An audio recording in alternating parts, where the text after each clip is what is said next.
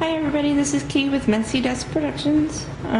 So we had put it out there that we wanted to do a swap, and it was going to be a box slot. Sorry, there is a cat that is bothering me while I am trying to film, so excuse me if I get distracted. Leave me alone, Shadow. Anyway, we had decided, sorry for that butterfly again, we had decided that we wanted to try and do a box swap. Now we didn't get anybody that signed up and could do it. We had one person interested. So since we went ahead and put it out there, I started working on what I was going to swap, on the box that I was going to swap. This was just a paper mache box from Michael's in the shape of a book. Let me just walk you through the embellishments on the cover, which are still drying, so hopefully it won't fall apart while I film this. These two flowers here are Prima flowers. I got them at Hobby Lobby for $4.99. And they were just the two bottom ones there, the yellow and blue one. These are Recollections Boutique Mulberry paper flowers, and I think I got those at Michael's. That one and this one. This one's pink, this one's purple. I suppose you could probably see that. Anyway, this is a little clock face from the Tim Holtz Timepieces collection, and then I've got a little clock gear in here. Is that what he calls it? Sprocket gear, whatever. This is a sprocket gear from the Tim Holtz collection. This little, you can't really see it because the flowers are covering it, but this little piece here is from his accoutrement collection. Yeah, from Tim Holtz accoutrement collection. Sorry if I'm making you dizzy. And then I put a lot of dangly bits on here because I like dangly bits. Let's see, let me zoom in here. I just leaned in. Anyways, this is a key. It says Life on it, and that's from his. Oopsie, that's from his Word Keys collection. This is from his Philosophy Tags collection that says Imagine. This is another sprocket gear. There's a little star here. That is from his Adornments collection. And then this little coin here with the K on it says Knowledge. It's from his Muse Tokens collection. This is a, I have to keep looking here, word stick that says Find. And then this is a trinket pin that says Thoughts. And they're all hanging on chains from this bow here. Excuse me. So I just tied this bow and glued it down, and I tied a little a ring in the middle of it, a jump ring in the middle of the bow, so that's what all the charms are hanging from. Anyway, I like the dangly bits. Then I have this little thing here that says Looking Back on All the Memories, and it's inside of a frame with paper from the K & Company's Ancestry.com paper stack. Same for this paper as the background.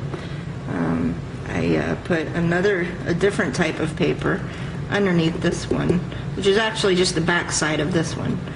And then I put the ribbon over it, and then this paper over it, and I used Mod Podge to stiffen up the curls so that the curls will stay. And I just used a pencil to create the curl, and then Mod Podge to stiffen it up. So as you can see, it's not gonna go anywhere. So that's the front cover of the book. And the reason the front cover is like totally covered is because I really hated the color. I wasn't supposed to tell you all that, but I hated the color that I used to paint it. See, I'm already losing things here. We'll pretend that didn't happen. Bloopers. Okay, sorry. I don't really like this color. This is the Folk Art acrylic paint, and this color is Patina. And then I used the Folk Art Pure Gold Metallic color for the spine here. And this just turned out too bright for me. I didn't really like it. Now, I did paint the book first, and I'll go through the pictures after I'm done walking you through this here. I painted the entire book with the pure gold so that when I crackled it, the gold kind of shined through, and it kind of worked, but I didn't like the green color, so I covered up the front so there's not as much of the green. It's just too bright for me, so it's kind of overwhelming. So this is the front cover of the book. I'm trying to get this flower to stay down so we don't have another blooper. Let me open it and show you the inside. I really love how the inside turned out. Okay, first we'll start with the inside cover. I used another paper from the, okay, see, that's the dog making that noise. He's crazy, sorry about that. That was another butterfly. This paper came from the Can Company Ancestry.com collection as well. These postcards that I used in this box are from the Can Company Life Journey collection paper stack. These two flowers here are from the Recollections Floral Embellishments tin. It's that one in the on the right hand side in the right hand corner. Anyways, sorry if that made you dizzy. This this cameo here is from Recollections, I believe. Maybe it's from Silhouettes, either one. And then I just used regular ribbon to create this pocket here. I'm out of hands, so I'm having trouble showing you here. But this is just, it's glued down on the sides and glued down on the bottom, so you can just stick something down in the pocket. And then it looks like the postcard's coming out of it. And then I used lace to kind of create a skirt and decorate the bottom of it and hide the glue spots and stuff. And then in the bottom of the box, I used another paper from the Ancestry.com from Can Company stack. That I put that around the sides and a little bit on the bottom corners. And then I cut up the paper, the postcard paper from the Life Journey stack, and used Mod Podge to create different layers so that it looks like it's real letters in the bottom of the box. So that's what the inside of the box looks like, and you can just throw little trinkets in there and, you know, throw notes and stuff inside the pockets. If I do end up using this for a swap, I'll probably create some tags to go in these pockets and dress it up a little bit more, but that's how the box turned out. So now I will walk you through all the pictures of me making it so I can show you how it's done. Okay, so the first thing I did was I took, what do you call it? That's not good. I can see it from where I'm sitting and I forget what you call it. Gecko. No, gesso. Gesso, whatever it is. I took that and covered the entire book in it. And that's like a primer. You put that on and it makes your paint stick to the material better. I can never figure out if it's called gesso or gesso, so I call it gesso because I like the way it sounds better. So that's the first thing I did. I covered the book in that and let it dry. And then I painted it, like I said before, I used the Folk Art metallic pure gold and painted the entire book. So there it is drying. And then, of course, it looks blue in the picture here, but I took the Folk Art patina and painted the book in that, leaving just the strips on the spine gold, and the where the pages would be, that I left gold. Now this patina, it looks nice in the bottle. The problem I think with it is that it's too bright to be used as much as I used it in this book, or on this book, so it ended up way too bright for my taste. So here it is drying, and I think at this point I had already also covered the book with crackle, and I used the Tim Holtz Distress Crackle to cover the book.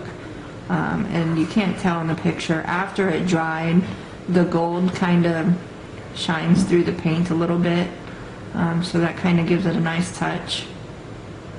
Oh, here it is crackled. You can kind of see the gold starting to shine through in these spots, so it kind of gives it an older feel. The light was shining on it at the time, so you can see where the light's shining on it. When you're looking straight at it, that doesn't happen. You can't really see where it's crackling. Well, maybe you can in these spots here. So it kind of looks like an older book. There's some wear and tear, which was important because I didn't want it to look perfect. And here's the inside of the box. Like I said, I used paper from the K & Company Ancestry.com stack for the sides, and then for the bottom I cut up the different postcards that are on the postcard page of the K & Company's Life's Journey paper stack, and I used Mod Podge to create different layers and give it a more realistic effect to look like there's letters in the bottom of the box there. The next thing I did was I took another page from the K & Company Ancestry.com stack, and I glued it to the top of the inside of the box, and then I took some ribbon and rolled it up into a little roll and just glued it to the outer rim. You guys, if you've seen a few of my videos where I've done scrapbooks and things, I have a real problem with page edges showing. So I do what I can to cover those up, and this is what I did for this box. I just put some ribbon around the edges, and that covered it up nicely. And you can see it's not perfect. It's got bubbles and stuff, which is exactly how I intended it to look. This book is meant to look old and sort of vintagey. Is that a word? Is that legal? Vintagey. I like it, so I'm going to keep it. So here's the inside of the box again after the Mod Podge dried. With my letters. I really like how that looks. That turned out awesome. And Beck said she loves it too, and she's going to steal it, which is fine. More of the bottom. I don't know why I took so many pictures of the bottom. Anyway, here's the pocket with another, what looks like there's a postcard sticking out of the pocket, and that's just Mod Podge holding it down.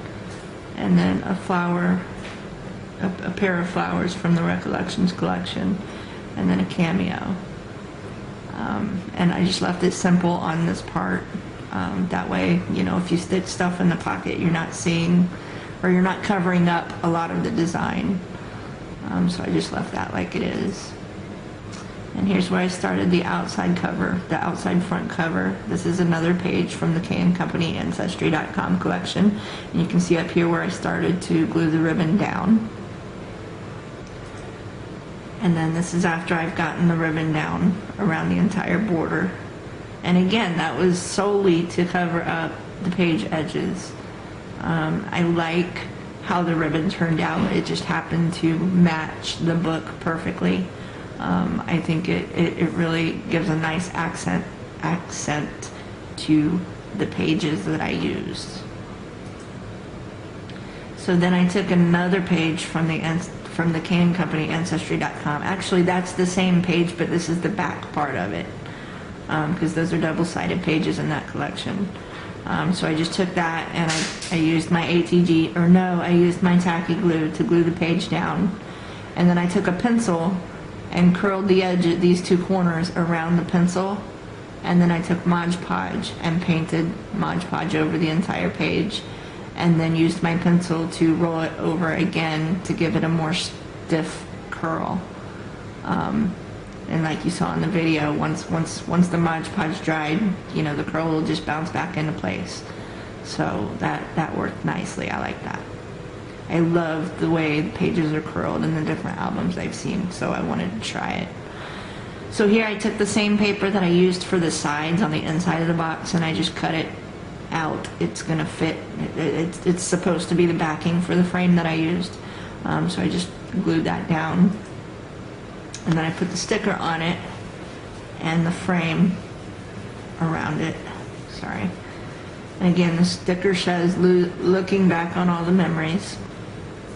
And so now it's starting to take on a vintage book feel. Granted, you may not see a frame on the front of a book cover, but you might. You do in mine. Get over it. I like it. So the next thing I did was I took the same ribbon that I used for the border and I tied a bow around a jump ring. And the jump ring is what holds these chains with the dangly bits on it, and I went through those in the video, so I won't go through those again. But I just glued those to the top of the frame. And yes, I know it covers up the sticker. I intended it to do that. You can just move them to the side to see the sticker whenever you want. I like how it turned out. I think it's pretty. And then down here, you can see I started adding the flowers and the accoutrement. I don't even know if that's how it's pronounced, but that's how I'm pronouncing it. And then I added these two flowers on the corners. And those kind of look like they're dried flowers. So that gives it an older look. And then I added the timepiece down here, and then the sprocket gear up here, just to give it a little bit more. I didn't like this blank space down here. So that completed the cover. And I think that's the last picture. Oh yeah, that was the last picture. So that's my book. Again, I made that from a paper mache box that I bought at Michael's for $4.99.